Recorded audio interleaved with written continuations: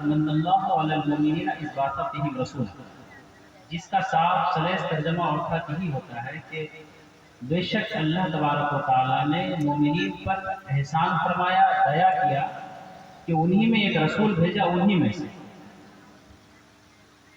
حضرات گرامی، اس آیت کا مطلب سمجھنے سے پہلے آپ کو جانا پڑے گا عرب کی سرزمین پر، کہ اللہ کے رسول صلی اللہ تعالیٰ علیہ وسلم کی دنیا میں جب بعثت ہوئی، جب اللہ کے رسول صلی اللہ علیہ وسلم اس دنیا میں تشریف لائے، اس وقت عرب کا حال کیا تھا، اس وقت عرب کا ماحول کیا تھا؟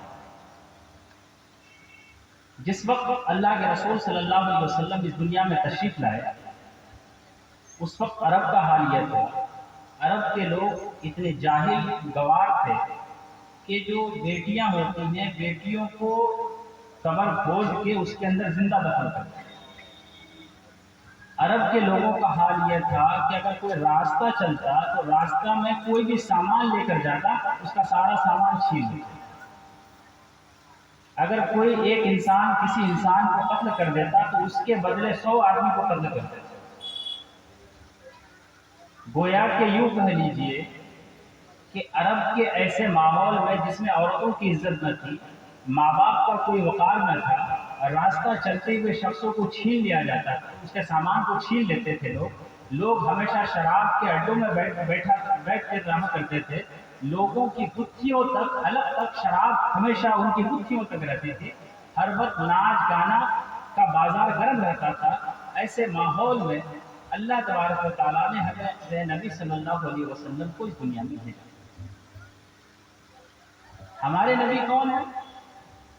ہمارے نبی تو اتنی عظمتوں کا حامل نبی ہے کہ ایک نبی گزرے ہیں سیدنا عیسیٰ ابن مریم، ایک مرتبہ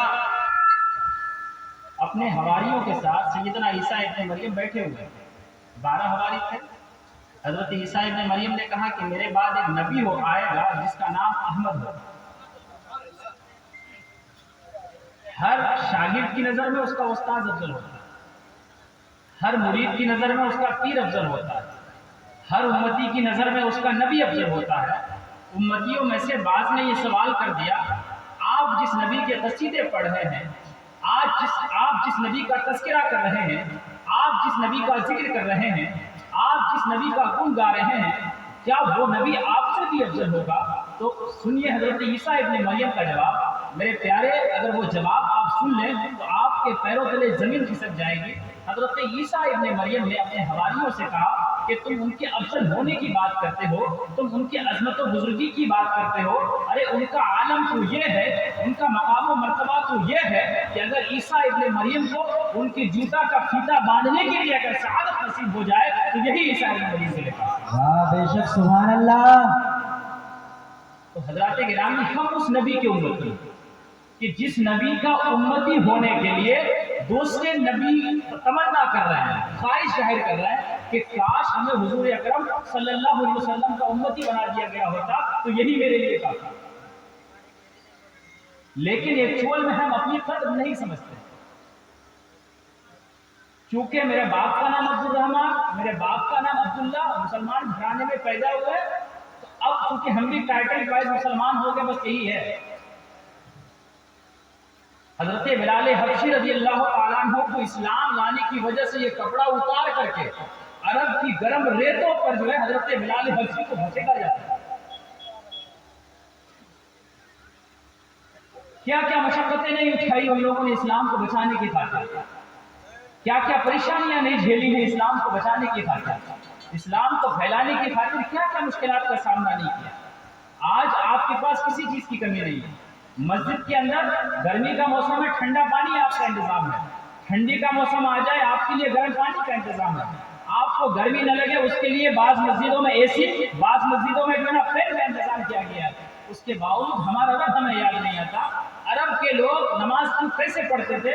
یہ جو جتنا اونچائی دیکھ رہے ہیں اتنی اونچی صرف مسجد کی چھت ہوتی ہے، نہ کوئی فین کا انتظام، نہ کوئی اے سی کا انتظام، نہ ٹھنڈے پانی کا انتظام۔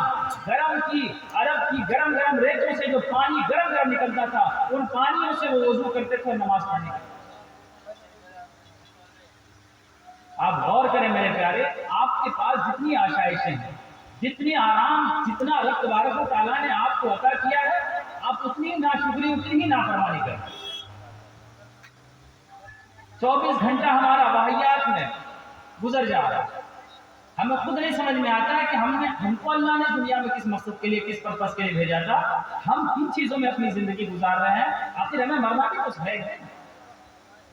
حضرت عبداللہ بن حذافہ سہمی سے رومیوں نے کہا کہ آپ آدھی سلطنت لے لیجئے، عیسائی ہو جائے۔ حضرت عبداللہ بن حذافہ سہمی سے رومیوں نے کیا کہا کہ آپ آدھی سلطنت، آدھی کنگڈم، آدھی بادشاہت لے لیجئے، آپ عیسائی ہو جائیں گے۔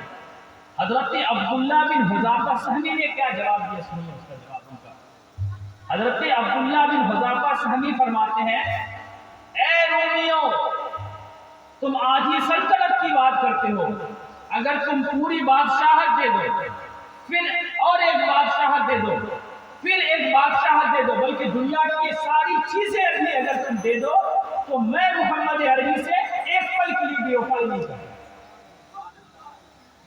اے رومیوں، پوری سلطنت دے دو، ایک اور سلطنت دے دو، غرض کے پوری دنیا میں ایک سلطنت ادا کر دو، لیکن اس کے باوجود میں اپنے نبی اکرم سے، اپنے مہربان نبی سے میں ایک پل کے لیے بھی نافرمانی نہیں کروں۔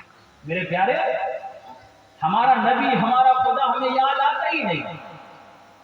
مقام طائف کے اندر اللہ کے رسول کے قدم مبارک کو کفار و مشرکین نے پتھر مار مار کر لہو لہان کرتے ہیں، خون بہنے لگے۔ پھر بھی اللہ کے رسول کی زبان پر رب حبلی امتی کا نام ہے کہ اے رب میری امت، میری امت، میری امت۔ اللہ کے رسول نماز پڑھتے پھر بھی میری امت، اللہ کے رسول سوتے تب بھی میری امت، اللہ کے رسول جاگے ہوتے تب بھی میری امت۔ تاکہ اللہ کے رسول کو جب قبر انور میں، اللہ کے رسول صلی اللہ علیہ وسلم کو جب قبر انور میں رکھا گیا، تب بھی صحابہ فرماتے ہیں، روایتوں میں آتا ہے کہ اللہ کے رسول صلی اللہ علیہ وسلم کی زبان پر امتی امتی کا لفظ تھا کہ اللہ میری امت، میری امت۔ وہ نبی جو پیدا ہوتے وقت میری امت کہے، وہ نبی جو جوانی کے عالم میں میری امت، میری امت کہے، وہ نبی جو عمر ہونے کے بعد میری امت، میری امت کہے، وہ نبی جو تکلیفیں برداشت کر کے میری امت، میری امت کہے، وہ نبی کہ جب کفار و مشرکین آپ کے سینے پر، آپ کی پشت مبارک پر جب گائے کی اوجھڑی ڈالے، تب بھی میرے نبی میری امتی، میری امتی پکارے۔ جب میدان حشر بپا ہوگا، تب بھی جب کسی کا کوئی پرسان حال نہیں ہوگا، سب نفسی نفسی کے عالم میں ہوں گے، تب بھی میرا نبی کہے گا یا امتی، یا امتی، یا امتی۔ بے شک، سبحان اللہ، سبحان اللہ۔ میرے پیارے، کیوں اپنے اس نبی کی قدر بھول گئے؟ کیوں اس نبی کو فراموش کر دیے؟ وہ نبی جو آپ کی خاطر روتے رہے رات رات۔ اللہ کے رسول کو جنت، مالک کے جنت سے اللہ نے ان کے ہاتھ میں جنت دی، جس کو چاہے جنت میں داخل کرے، جس کو چاہے جنت کے لسٹ سے خارج کر دے۔ لیکن اللہ کے رسول صلی اللہ علیہ وسلم کو راتوں کو اٹھ کر جو ہے نماز پڑھتے اور امتیوں کے لیے دعا کرتے کہ اے اللہ میری امت کی بخشش فرما، اے اللہ میری امت کی بخشش فرما، اے اللہ میری امت کی بخشش فرما۔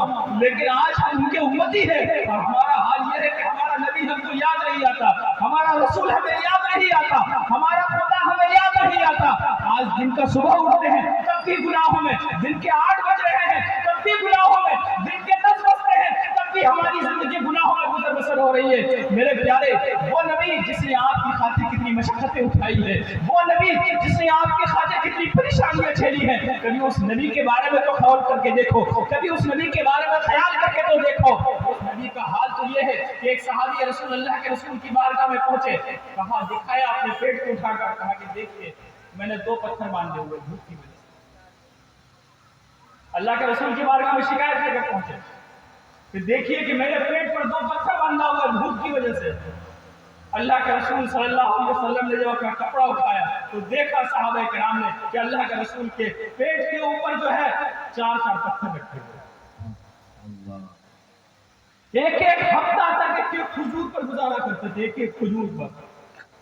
آج ہم لوگ کھانا برباد کر دیتے، پھینک دیتے، فلاں ڈش پسند نہیں آتا، ماں کہتی ہے یہ پسند نہیں کرتا، دوسرا بنا کے لاتا، بیٹا کہتا ماں ایڈا کھاؤ نا، اس کو بھی چھوڑ دیتا ہے، پھر جا کے فرمائش کر کے لے آتا ہے۔ غرض کے جو بھی فرمائش کرتا ہے ماں اس کی ضرورت پوری کرتی ہے۔ وہ لوگ ایک کھجور پر گزارا کرتے تھے۔ میرے پیارے، آج آپ کے پاس ہر چیز کی فراوانی ہے، کیا نہیں ہے جو آپ کے پاس نہیں ہے، لیکن آپ کے پاس سکون کی لذت غائب ہے۔ آج مال و دولت کی فراوانی ہے، ہر کچھ ہے آپ کے پاس، لیکن سکون کی کمی ہے۔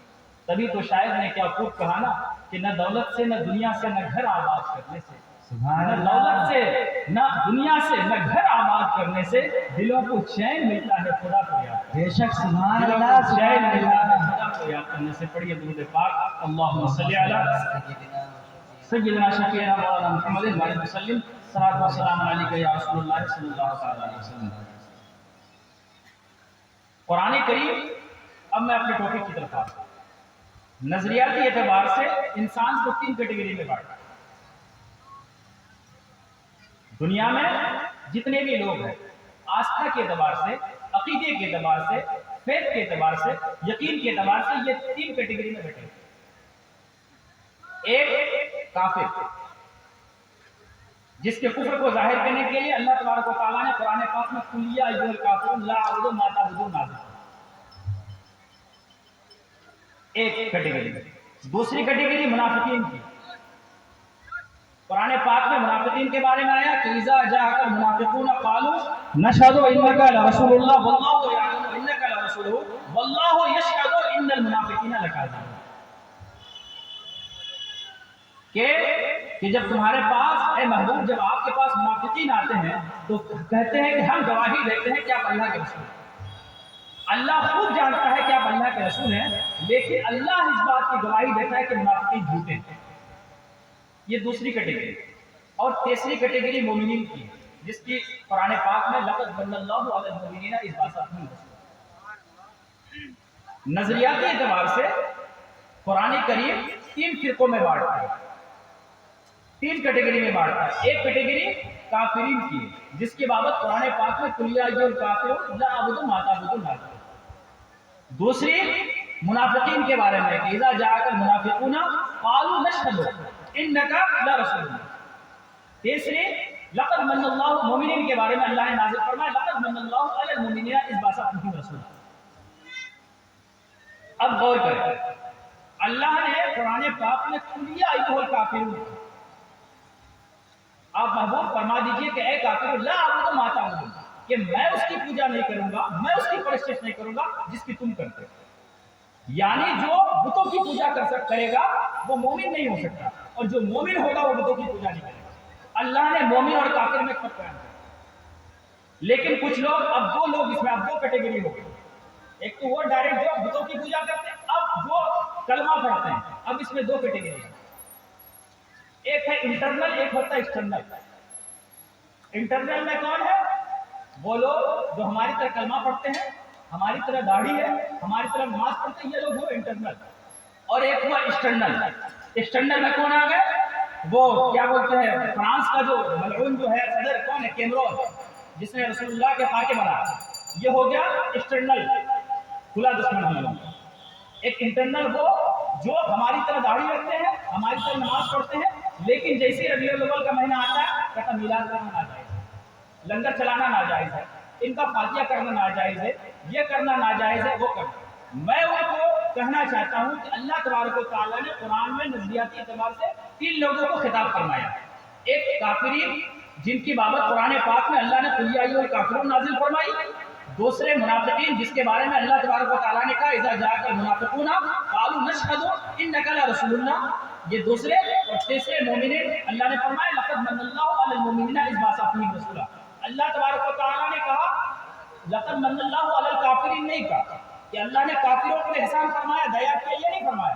اللہ نے لقد من اللہ علی المنافقین نہیں کہا، بلکہ اللہ نے فرمایا لقد من اللہ علی المؤمنین، لقد من اللہ علی المؤمنین، کہ اللہ نے احسان فرمایا مومنین پر۔ تو جو لوگ آج میلاد النبی کے ناجائز ہونے کا فتویٰ دیتے ہیں، جو لوگ آج میلاد النبی کے خراب ہونے کا فتویٰ دیتے ہیں، شرک ہونے کا فتویٰ دیتے ہیں، اللہ تبارک و تعالیٰ تو ان کو ایڈریس کر ہی نہیں رہا ہے، بلکہ اللہ تبارک و تعالیٰ مخاطب کر رہا ہے، ایڈریس کر رہا ہے مومنین کو، کہ اللہ تبارک و تعالیٰ نے مومنین پر احسان فرمایا کہ ان میں ایک رسول بھیجا انہی میں سے۔ تو اس کیٹیگری سے کافر بھی چھٹ گئے اور منافق بھی چھٹ گئے۔ اب بچا کون؟ مومنین۔ تو مومنین آج سے میلاد نہیں کرتے، مومنین تو اللہ کے رسول صلی اللہ علیہ وسلم کے زمانے سے میلاد کرتے ہوئے آ رہے ہیں۔ سوال اس بات کا ईद के मीलाद क्यों नहीं मनाते। बल्कि मैं पूछना चाहता हूँ ऐसे लोगों से कि आपके पास कोई एविडेंस है इन कुरान, तो जवाब आता नहीं। मैं उनसे पूछता हूँ कि आपके पास कोई एविडेंस है इन हदीस, उनके पास से जवाब आता नहीं। तो मैं उन लोगों को एक सवाल करना चाहता हूँ, मैं बड़े सादा और सलेस अंदाज में बयान करना चाहता हूँ कि 4 मुसल्लमा उसूल है। एक वो जिसको अल्लाह के रसूल सल्लल्लाहु अलैहि वसल्लम ने किया वो भी इस्लाम, जिसको अल्लाह के रसूल सल्लल्लाहु अलैहि वसल्लम ने जिसका हुक्म फरमाया वो भी इस्लाम, अल्लाह के रसूल सल्लल्लाहु अलैहि वसल्लम ने जिससे मना फरमाया वो भी इस्लाम, और अल्लाह के रसूल सल्लल्लाहु अलैहि वसल्लम ने जिससे मना न फरमाया वो भी इस्लाम। 4 बातें आप ध्यान में रखें। अल्लाह के रसूल सल्लल्लाहु अलैहि वसल्लम ने जो किया वो इस्लाम, एक। अल्लाह के रसूल सल्लल्लाहु अलैहि वसल्लम ने जो फरमाया वो इस्लाम, दो। अल्लाह के रसूल सल्लल्लाहु अलैहि वसल्लम ने जिससे मना किया वो इस्लाम, तीन। और अल्लाह के रसूल सल्लल्लाहु अलैहि वसल्लम ने जिससे मना नहीं फरमाया वो भी इस्लाम। ये 4 चीजें हैं। कुरान और हदीस में बड़े बड़े बोर्ड लगा दिए कि दिस आर, ये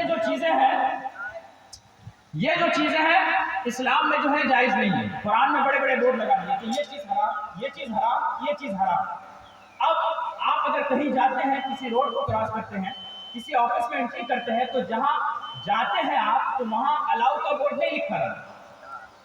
जहां एरिया ममनू है यानी जा नहीं जा सकते आप, वहां लिखा होता है नोट अलाउड।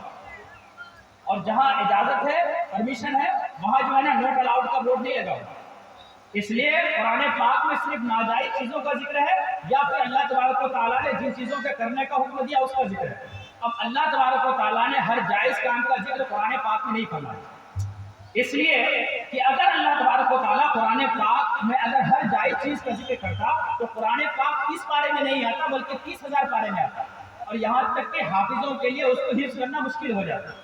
इसलिए अल्लाह तबारक व तआला ने सिर्फ कुरान पाक में उन चीज़ों का जिक्र किया जो नाजायज़ है, उन चीज़ों का जिक्र किया जो हराम है, या फिर अल्लाह तबारक व तआला को जो चीज़ें पसंद है उन चीज़ों का कुरान पाक में जिक्र किया।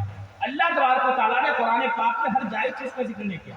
फॉर एग्जाम्पल, बांग्लादेश के लोग मछली और चावल खाते हैं। अब उनसे अगर कोई ये सवाल करे कि आप मछली चावल खाते हो, बाजरे की रोटी क्यों नहीं खाते?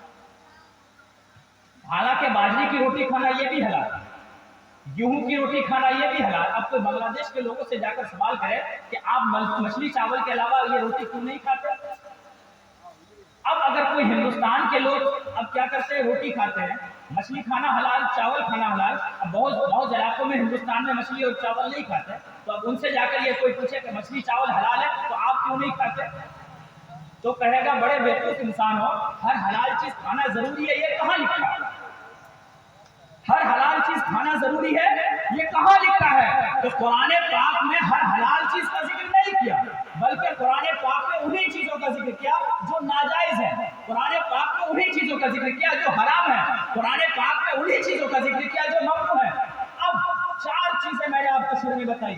अल्लाह के रसूल ने जो किया वो इस्लाम, अल्लाह के रसूल ने जिससे मना किया वो इस्लाम, अल्लाह के रसूल सल्लल्लाहु अलैहि वसल्लम ने जिसका हुक्म दिया वो इस्लाम, और अल्लाह के रसूल सल्लल्लाहु अलैहि वसल्लम ने जिससे मना नहीं किया वो भी इस्लाम। अब अगर इस जमाने में अल्लाह के रसूल ने मिलाद पाक से मना नहीं किया, बल्कि अल्लाह के रसूल सल्लल्लाहु अलैहि वसल्लम ने सोमवार का रोजा रखकर खुद अपना मिलाद पाक मनाया। अब अगर इस जमाने में अगर कोई कहे कि मिलाद पाक मनाना नाजायज है, अब अगर इस जमाने अगर कोई कहे कि लंगर पकाना नाजायज है, तो मैं उससे कहूंगा कि इस्लाम के मुंह में तुम अपनी बात डाल रहे हो। न अल्लाह से भूल हुई, न अल्लाह के रसूल से भूल हुई, न अल्लाह से भूल हुई, न अल्लाह के रसूल से भूल हुई। इसका मतलब यह है कि तुम अपनी तरफ से इस्लाम के मुंह में बात डाल रहे हो। एक चीज। अब दूसरी चीज आप देखिए, ये पॉइंट आप जहन में रखिए, आपकी बैटरी में चार्ज कर रहे, काम आने वाली चीज है। इस वक्त हिंदुस्तान के अंदर हालात ठीक नहीं है। आज सारे लोग मदरसे तो जाते नहीं, दीन सीखने के लिए मौलवी के पास तो आते नहीं, सोशल मीडिया से दीन सीखते हैं। और सोशल मीडिया जैसे ही बंदा ऑन करता है, हमारा नौजवान, हमारी युवक जैसे ही सोशल मीडिया ऑन करता है, यूट्यूब ऑन करता है, तो उन्हीं लोगों की वीडियोज आती हैं जिसमें वो लोग प्रूफ दलाइल दे रहा होता है, ये नाजायज, ये नाजायज, ये नाजायज। ये जो मैं पॉइंट दे रहा हूँ आपको ध्यान में बिठाइए। दूसरी चीज, अरब के लोगों के हालात क्या थे? गज़वा तबूक के मौके पर बहुत लंबा सफर था। गज़वा तबूक के मौके पर सारा जो ज़्यादा रहा था, जो भी सामान का सफर का सामान था, सारा खत्म हो गया। बाद सहाबा किराम ने कहा کہ ہم جس روٹ پہ سفر کر کے آئے اس روٹ کو ذبح کر دیں. حضرت عمر فاروق نے کہا نہیں, اس روٹ کو ذبح کرنے کی ضرورت نہیں ہے. حضرت عمر فاروق اللہ کے رسول کی بارگاہ میں تشریف لے گئے اور جا کے اللہ کے رسول صلی اللہ علیہ وسلم سے حضرت سیدنا عمر فاروق نے مشورہ دیا کہ یا رسول اللہ صلی اللہ علیہ وسلم آپ حکم فرمائیں, آپ حکم فرمائے کہ جس کی تھیلی میں جو کچھ ہے, جس کے بیگ میں جو کچھ ہے وہ لے کر آئے. اب کسی کی تھیلی میں کھجور کا گٹھلی تھا, وہ گٹھلی لے آیا. کسی کی تھیلی میں روٹی کا ایک چھوٹا سا ٹکڑا تھا, وہ ٹکڑا لے آیا. کسی کے اس میں پانی کا بوتل میں تھوڑا سا پانی بچا ہوا تھا, مشکیزے میں وہ تھوڑا سا پانی اٹھا کر لے کر آیا. کسی کے برتن میں چینی کا ایک دانہ تھا, وہ چینی کا دانہ لے کر آیا. حتیٰ کہ اللہ کے رسول صلی اللہ علیہ وسلم کے حکم کے مطابق جس کے پاس جو کچھ تھا سب لے کر آئے. کچھ لوگوں نے چینی کا ٹکڑا لے آیا, کچھ لوگوں نے روٹی کا ٹکڑا لے آیا, کسی کے پاس اگر کھجور کا ٹکڑا تھا وہ کھجور کا ٹکڑا لے آیا. حتیٰ کہ ساری چیزوں کو جمع کر دیا گیا, اللہ کے رسول کے سامنے رکھ دیا گیا. اب دیکھیے, کچھ لوگ کہتے ہیں کہ یہ فاتحہ کرنا ناجائز ہے, اس پر بھی دلیل دیکھیے. یہ میں آج کی کتابوں کی بات نہیں کر رہا ہوں, یہ عمر فاروق جن کے جنتی ہونے کی سرٹیفکیٹ اور جن کے جنتی ہونے کی بشارت اللہ کے رسول نے خود 1400 سال پہلے دی, میں ان کی بات بتا رہا ہوں آپ کو. اللہ کے رسول کے حکم کے مطابق سارا کچھ جمع کر دیا گیا. حضرت عمر فاروق نے اللہ کے رسول سے فرمایا یا رسول اللہ صلی اللہ علیہ وسلم اب آپ دعا فرمائیں. اللہ کے رسول صلی اللہ علیہ وسلم نے ہاتھ اٹھائی اور ہاتھ اٹھا کر دعا مانگی, اور اللہ کے رسول صلی اللہ علیہ وسلم نے دعا مانگ کر کے وہ جو کھجور کی گٹھلی تھی, وہ جو کھجور کا ایک ٹکڑا تھا, وہ جو چینی کا ایک دانہ تھا, وہ جو پانی کا مشکیزے میں جو تھوڑا سا قطرہ بچا ہوا تھا, اللہ کے رسول صلی اللہ علیہ وسلم نے دعا مانگی اور اس پر دم فرمایا. اور اللہ تبارک و تعالیٰ نے حضور کی دعا مانگنے کی وجہ سے اس میں اتنی برکت دی, حتیٰ کہ صحابہ فرماتے ہیں کہ پورا سفر ہم لوگوں کا ختم ہوا لیکن ایک جگہ بھی ختم ہوا. سبحان اللہ سبحان اللہ. تو جب عرب کی کنڈیشن سے گزرے, اب دوسری مثال آپ لے لیجیے. اللہ کے رسول صلی اللہ علیہ وسلم کے چچا سیدنا امیر حمزہ سید الشہداء, جب ان کی ڈیٹ ہوئی, جب ان کا وصال ہوا, جب وہ انتقال کر گئے, دیکھیے حضرت سید الشہداء حضرت امیر حمزہ رضی اللہ عنہ کا حال یہ تھا, ان کا حضرت امیر حمزہ کا حال بتا رہا ہوں میں آپ کو, کہ جب ان کا انتقال ہوا, جب وہ شہید ہوئے تو ان کے پاس اتنا کپڑا نہیں تھا کہ کفن دیا جا سکے. بتاتے ہیں کہ عورتوں کے لیے 3, مردوں کے لیے 4, 2 یہ کپڑے آج ہیں نا, لیکن ان کے پاس صرف ایک کپڑا تھا. سیدنا امیر حمزہ سید الشہداء کے پاس صرف ایک کپڑا. آج 3 کپڑا 4 کپڑا کیا کیا ساری چیزیں, لیکن ان کے پاس صرف ایک کپڑا. اچھا کپڑا اتنا بڑا نہیں کہ پورا جسم ڈھک جائے, اتنا چھوٹا کپڑا تھا. صحابہ فرماتے ہیں, روایتوں میں آتا ہے کہ اگر اس کپڑے کو, جس کپڑے کو وہ پہنے ہوئے تھے, اگر سر ڈھانپتے ہیں تو پیر دکھائی دیتا ہے, اور اگر پیر ڈھانپتے ہیں تو سر دکھائی دیتا ہے. پھر صحابہ اللہ کے رسول کی بارگاہ میں پہنچے اور پوچھا یا رسول اللہ کرے تو کرے کیا, اتنے کپڑے نہیں ہیں کہ ان کو کفن کا کپڑا دیا جا سکے. اللہ کے رسول صلی اللہ علیہ وسلم نے فرمایا کہ اس کے چہرے کو ڈھک دو, اب پیر کا جو حصہ بچ جاتا ہے اس حصے پہ گھاس ڈال دو. تو اللہ کے رسول کے چچا ہے سید الشہداء حضرت امیر حمزہ ہے, ان کا حال یہ ہے کہ جب وہ شہید ہوئے تو ان کو کفن دینے کے لیے کپڑا تک میسر نہیں. اگر ان کا چہرہ ڈھکا جاتا تو ان کا پیر دکھائی دیتا, اگر پیر کو لوگ ڈھکتے کپڑے سے تو اس کو چہرہ دکھائی دیتا. حتیٰ کہ گھاس پھوس دے کے حضرت سید الشہداء حضرت امیر حمزہ کو جو ہے دفن کیا گیا. اندازہ کریں, یہ ان لوگوں کے حالات تھے. 2 مثال ہو گئی. تیسری چیز آپ لیجیے, قرآن پاک کو لکھنے کے لیے پتے تھے, پتے رکھے ہوئے تھے, پتوں میں قرآن پاک لکھتے تھے. یہ جو گائے بیل ہے نا, اس کی چمڑی پر جو ہے نا قرآن پاک کو لکھا کرتے تھے.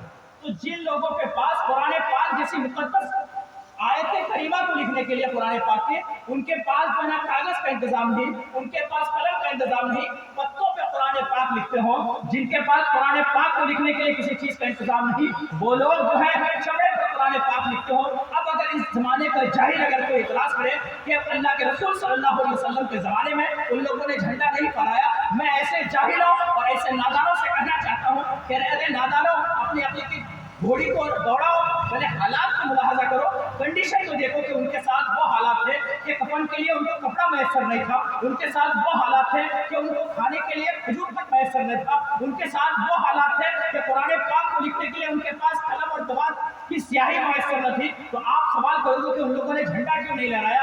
آج اگر آپ سوال کرو گے کہ ان لوگوں نے لنگر کیوں نہیں پکایا, تو یہ تمہاری حماقت اور بیوقوفی اور نہیں تو کیا ہے. آپ کسی چیز کو ڈیسائیڈ کرنے سے پہلے, کسی کو جج کرنے سے سے پہلے ان کے حالات کو غور کریں. اب اس کو مثال کے طور پر اور سمجھیے اور کھول کے بتاتا ہوں. ایک ٹیچر پڑھا رہا ہے کلاس میں. اس نے پڑھایا 2 2 2 4 2 3 6 2 4 8 2 5 10 2 6 12 اس طرح کر کے پورا ہوا. مگر کیا کیا اس نے 2 2 4 اس کے بعد اس کو لکھنا تھا 6 لکھ دیا اس نے 5.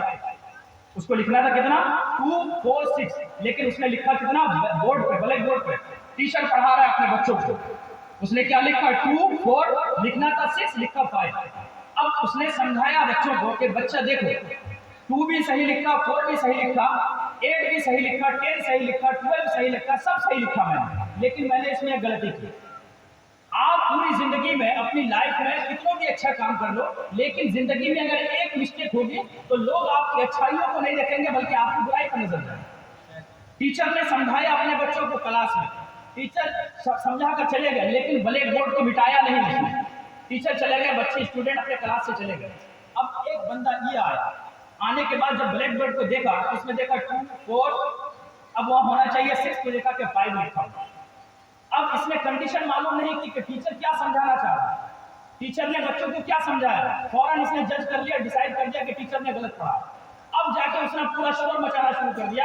پورے سماج سوسائٹی میں چائے کی دکانوں پر اسٹینڈوں پر ہلہ مچانا شروع کر دیا کہ وہ ٹیچر کو بھول پڑھا غلط پڑھایا ہے. لیکن یہ اس کو دیکھنا چاہیے تھا جج کرنا چاہیے تھا. اس ٹیچر کو جا کے پوچھنا چاہیے تھا کہ آپ نے 5 لکھا تو کیوں لکھا یا 6 ہونا چاہیے. حالانکہ وہ ٹیچر کو معلوم ہے کہ یا 6 ہوگا لیکن بچوں کو سمجھانے کے لیے انہوں نے ایسا 5 جان بوجھ کے غلطی سے. تو جس انسان نے حالات کو دیکھا نہیں جس انسان نے اس چیز کو سمجھا نہیں اب اگر وہ کہے کہ یہ غلط ہے تو اس میں ٹیچر کی غلطی ہے کہ اس سمجھنے والے کی غلطی ہے. ٹیچر کی اس میں کوئی غلطی نہیں بلکہ اس بیوقوف کی غلطی ہے کہ تم کو پہلے حالات کنڈیشن دیکھنی چاہیے تھی کہ انہوں نے ٹیچر نے جو 5 لکھا یہ کیوں لکھا. ایک مثال ہے. دوسری مثال آپ لے لیجئے کہ ایک مستانی ایک ٹیچر لیڈی ٹیچر ایک کلاس میں پڑھا رہی تھی. ایک اسٹوڈنٹ 2 کلاس کا وہ روزانہ فرسٹ بینچ پہ آتا پڑھتا اس کا رول نمبر 1 تھا. کلاس 2 کو مکمل طریقے سے اس نے پڑھا. جب کلاس 3 میں پہنچا تو وہ بچہ فرسٹ بینچ کو چھوڑ کر لاسٹ بینچ پہ بیٹھ گیا. اب ٹیچر کا رول تھا اصول یہ تھا کہ جو بھی بچہ 7:05 پہ ارائیونگ ٹائم ہے پہنچنے کے اگر کوئی 7:06 پہ پہنچتا تو وہ ڈنڈا لے کر پیٹتی تھی مارتی تھی. وہ بچہ کیا کرتا روزانہ 5 منٹ 10 منٹ لیٹ آتا اور پیچھے جا کر بیٹھتا. وہ ٹیچر اس کی جو وستانی تھی اس نے اس کو 2 دن مارا. 2 دن مارنے کے بعد وہ بچہ مار کھا لیتا لیکن کچھ بولتا نہیں اپنے ٹیچر کو. مار کھاتا چپچاپ مار کے چلا جاتا. ایک دن مار کھایا چلا گیا. پھر دوسرے دن 5 منٹ لیٹ آیا پھر مار کھایا پھر وہ چلا گیا. اب اس کے ٹیچر کو یہ خیال ہوا کہ یہ لڑکا کلاس 2 میں فرسٹ پوزیشن پہ تھا فرسٹ بینچ پہ بیٹھتا تھا آخر وجہ کیا ہے کہ یہ لاسٹ بینچ پہ بیٹھتا ہے. آخر وجہ کیا ہے کہ اس کا رزلٹ خراب آ رہا ہے. جب کلاس ختم ہو گیا تو ٹیچر نے اپنے اسٹوڈنٹ کو کہا کہ تم ذرا ٹھہرنا تم سے کچھ بات کرنی. اس بچے کو روک لیا. سارے بچے چلے گئے. اس سے کہا کہ بیٹا بتاؤ کیا بات ہے کہ تم ہمیشہ کلاس میں فرسٹ پوزیشن پہ آتے تھے اور فرسٹ بینچ پہ بیٹھتے تھے لیکن آج تمہاری حالت کیا ہو گئی کہ تم لاسٹ بینچ پہ بیٹھتے ہو اور تمہارا رزلٹ بھی خراب آیا.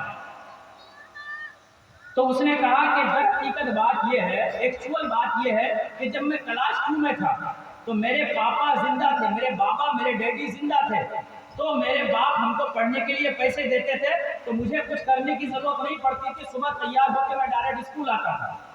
لیکن کلاس 3 میں جب میں جیسے ہی پہنچا میرے باپ کا انتقال ہو گیا وہ دنیا سے چلے گئے.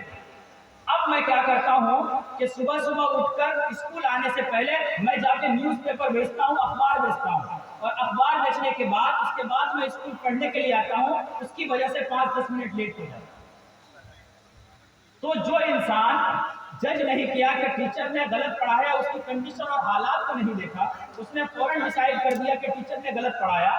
جس ٹیچر نے یہ نہیں دیکھا کہ اس بچے پر کیا بیت رہی ہے فوراً اس پہ ڈنڈا لگایا. یہ بیوقوفی نہیں تو اور کیا ہے.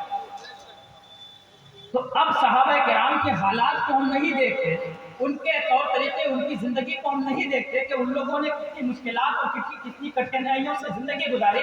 ان کو حالات کو دیکھے بغیر اگر آج ہم کہیں کہ یہ چیز ناجائز ہے یہ چیز بدعت ہے یہ چیز شرک ہے تو یہ بیوقوفی نہیں تو اور کیا ہے. اس لیے میرے پیارے کسی چیز پر حکم لگانے سے پہلے، کوئی چیز جج کرنے سے پہلے ان کے حالات سے واقفیت ضروری ہے۔ تو صحابہ کرام کے ساتھ جو حالات تھے، صحابہ کرام کے ساتھ جو کنڈیشن تھے وہ کچھ اور تھے۔ آج جو ہمارے ساتھ حالات ہیں، آج جو ہمارے ساتھ کنڈیشن ہے وہ نہیں ہے۔ آج ہمارے پاس فراوانی، آج ہم کھانا کھیتے بھی ہیں، صحابہ کرام کے پاس کھانے کے لیے میسر نہیں ہوتا تھا۔ میں خود اپنی دادی ہماری جو تھی وہ بیان کرتے تھے، آج سے 40 سال 45 سال پہلے ہمارے گھر پہ 55 یا 60 لوگ صرف کھانا کھانے کے لیے رکا کرتے تھے، یعنی 2 ٹائم کا کھانا کھاتے تھے وہ لوگ، صرف 2 ٹائم کا۔ 55-60 سال پہلے کی بات کرتے ہیں۔ تو جب 55-60 سال پہلے لوگوں کے ساتھ یہ حالات تھے، تو 1400 سال پہلے لوگوں کے ساتھ کیا حالات رہے؟ تو جن حالات میں لوگوں کے پاس کھانے کے لیے کھجور کی گٹھلیوں کے علاوہ کچھ میسر نہ ہو، جن حالات میں پہننے کے لیے ایک کپڑے کے علاوہ کوئی میسر نہ ہو، اب ان سے کوئی اگر یہ مطالبہ کرے، کوئی ان سے یہ ریکویسٹ کرے کہ آپ نے جھنڈا کیوں نہیں لہرایا، آپ نے جو ہے لنگر کیوں نہیں یہ پکوایا، تو یہ حماقت اور بیوقوفی کے سوا اور ہے نہیں تو کیا ہے؟ اور دوسری چیز، یہ میں نے کتنے دلائل دے دیے آپ کو؟ 4-5 ہی مضبوط دلائل ہیں آپ کے پاس۔ اب اگر نہ مانے تو کیا کریں؟ لاسٹ پوزیشن پہ اب اگر نہ مانے کوئی تو لاسٹ پوزیشن پہ کیا کہے کہ یہ کہاں لکھا ہوا ہے، یہ کہاں لکھا ہوا ہے؟ تو ایک جواب دے دینا آپ، یہ حضور کا میلاد منانا، حضور کی پیدائش کے دن خوشی منانا، یہ ہر سنی مسلمان کی قسمت میں لکھا ہے۔ بے شک، سبحان اللہ، سبحان اللہ۔ ہر سنی مسلمان کی قسمت میں لکھا ہوا ہے، ہر سنی مسلمان کی تقدیر میں لکھا ہوا ہے۔ پڑھیے درود پاک، اللہم صلی علی سیدنا شفیعنا مولانا محمد وعلیہ وسلم، صلاۃ والسلام علیک یا رسول اللہ صلی اللہ تعالی علیہ وسلم۔ آقا نے خود ہی ارشاد فرمایا کہ میری حقیقت کو میرے رب کے سوا کوئی نبی نہیں جانتا، میری حقیقت کو میرے رب کے سوا نہ کوئی صحابی جانتا ہے، میری حقیقت کو میرے اللہ کے سوا نہ کوئی تابعی جانتا ہے، میری حقیقت کو میرے رب کے سوا نہ کوئی تبع تابعی جانتا ہے، میری حقیقت کو میرے رب کے سوا نہ کوئی اولیاء اللہ جانتا ہے۔ تو یہ تو ان کا حال ہے جن کو رسول کے ساتھ اٹھنے کا موقع ملا، یہ تو ان کا حال ہے جن کو رسول کے ساتھ چلنے کا موقع ملا، یہ تو ان کا حال ہے جن کو رسول کے ساتھ چلنے پھرنے کا موقع ملا، یہ تو ان کا حال ہے جن کو رسول کے ساتھ اٹھنے بیٹھنے کا موقع ملا، یہ تو ان کا حال ہے جن کو رسول کے ساتھ کھانے پینے کا موقع ملا، یہ تو ان کا حال ہے جن کو رسول کے ساتھ زندگی گزارنے کا موقع ملا۔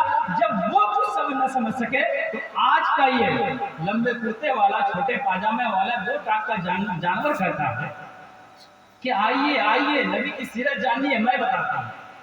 آج کا لمبا کرتا والا چھوٹے پاجامے والا 2 ٹانگ کا جانور کہتا ہے کہ میرے نبی تو وہ تھے جو چھوٹوں پر ظلم نہیں کرتے تھے، وہ میرے نبی تو وہ تھے جو بیواؤں اور یتیموں پر شفقت کرتے تھے۔ میں ایسے لوگوں سے کہنا چاہتا ہوں، ضرور یہ میرے نبی کی سیرت ہے، لیکن جب میرے نبی کی سیرت آپ بیان کریں تو اس میں ایسی باتوں کو ذکر کریں جو کسی عام انسان بلکہ میرے نبی کے اندر جو خصوصیات، جو کوالٹیز موجود ہیں وہ کسی دوسرے نبی میں بھی نہ پائی جائے۔ جب ہم اپنے نبی کی سیرت بیان کریں تو چاند کا 2 ٹکڑے ہو جانا یہ میرے نبی کی سیرت ہے، کہکشاؤں سے آگے ایک پل میں گزر جانا یہ میرے نبی کی سیرت ہے، ایک پل میں جا کر سدرۃ المنتہا سے آگے واپس آنا یہ میرے نبی کی سیرت ہے، یہ میرے نبی کی سیرت ہے۔ میں یہ کہتا اپنے نبی کی سیرت آپ نہ بیان کریں، اس لیے کہ جب آپ اپنے نبی کی سیرت نہ بیان کریں گے تو یہ کیسے پتا چلے گا کہ میرے نبی اٹھتے بیٹھتے کیسے تھے؟ جب آپ اپنے